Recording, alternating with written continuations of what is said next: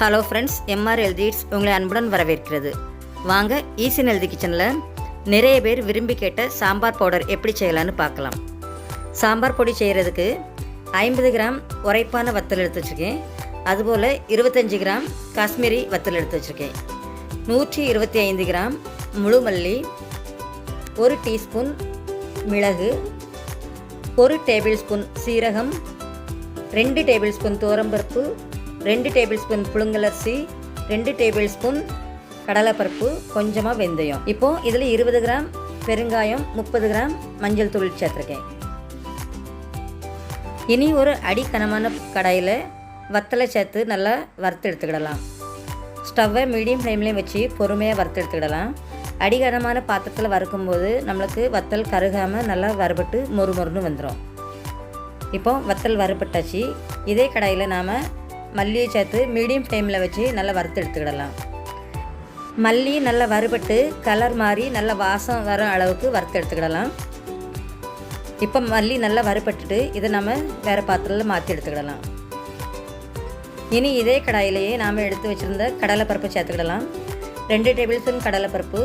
இதை ஓரளவுக்கு கொஞ்சம் வறுபட்டதும் இது கூடவே நாம் எடுத்து வச்சுருக்கிற துவரம்பருப்பையும் சேர்த்து வறுத்துக்கிடலாம். துவரம்பருப்பு ஓரளவுக்கு வறுபட்டதும் இது கூடவே எடுத்து வச்சுருக்கிற புழுங்கலரிசி சேர்த்து வறுத்துக்கிடலாம். நீங்கள் புழுங்கலரிசி, பச்சரிசி எது வேணாலும் சேர்த்துக்கிடலாம். ஸ்டவ் லோ டு மீடியம் ஃப்ளேம்லேயே வைங்க. அப்போ தான் நாம் சேர்த்துருக்க பொருட்கள்லாம் ஒன்று போல் வறுபடும். அரிசி நல்லா பொரிஞ்சு வர்ற அளவுக்கு நல்லா வறுத்துக்கிடலாம்.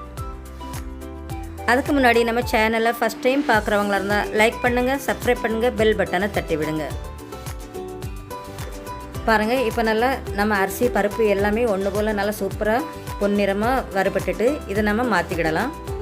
இனி இதே கடாயில் நாம் எடுத்து வச்சுருக்கிற 1 டீஸ்பூன் மிளகு சேர்த்து சிம்மில் வச்சு வறுத்து எடுத்துக்கிடலாம். லேசாக வறுபட்டதும் அது கூடவே எடுத்து வச்சுருக்கிற வெந்தயத்தையும் சேர்த்து வறுத்துக்கிடலாம்.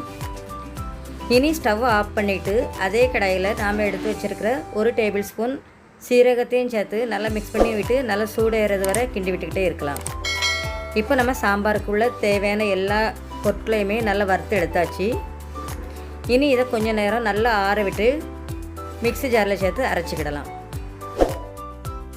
இப்போ எல்லா பொருட்களையுமே நான் பெரிய மிக்ஸி ஜாரில் சேர்த்து இப்படி பாதி அளவுக்கு அரைச்சி எடுத்துகிட்டு வந்துட்டேன். இது கூடவே நாம் எடுத்து வச்சுருக்கிற மஞ்சள் தூளையும் பெருங்காயத்தையும் சேர்த்து திரும்பியும் நல்லா நைஸாக அரைச்சி எடுத்துகிட்டு வந்துடலாம். இதை ஒரு சுற்றிக்கிட்டு நான் 2 பேட்சாக தான் அரைக்க போகிறேன். பாருங்கள், இப்போ நல்லா அரைப்பட்டுட்டு எல்லாமே நல்லா சூப்பராக அரைச்சிட்டு வீடெல்லாம் ரொம்ப சூப்பராக வாசமாக இருக்குது. அரைச்ச சாம்பார் பவுடர் நல்லா ஆற விட்டு நம்ம ஏர்டைட் கண்டெய்னரில் போட்டு மூடி வச்சுக்கிடலாம். இந்த ரெசிபி உங்களுக்கு பிடிச்சிருந்தா கமெண்ட் பண்ணி ஷேர் பண்ணுங்கள். நன்றி.